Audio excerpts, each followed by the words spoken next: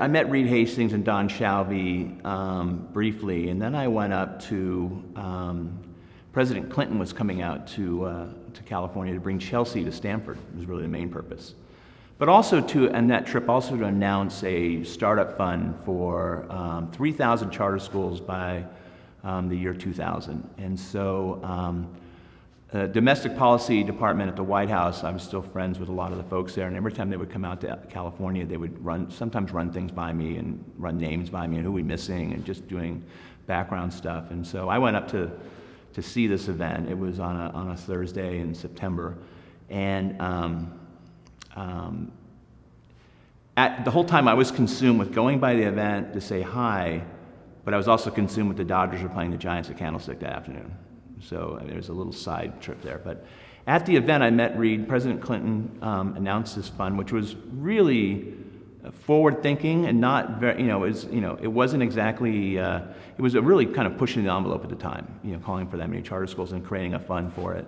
But I met Reed and I met Don Shalvey, and I had an immediate connection with them.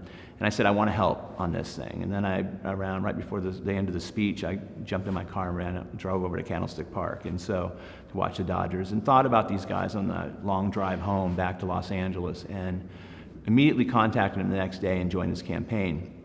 Now the campaign was, let's qualify an initiative. And so the idea was to amass 1 million signatures and then use it for some kind of leverage. And so, but on Sunday nights, we would have these long conference calls, and I recognized some of the consultants from Democratic politics. I knew of some of the ones from Republican politics. There was a lot of people speaking. It was almost too many people with too many ideas, so I would really just put it on speakerphone and listen.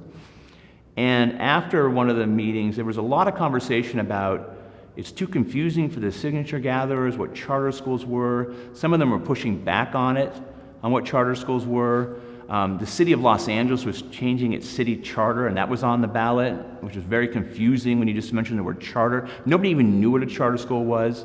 And these guys would go back and forth, and some of it was just, fishing for clients, or I don't know what was going on. There was a lot of agendas going on.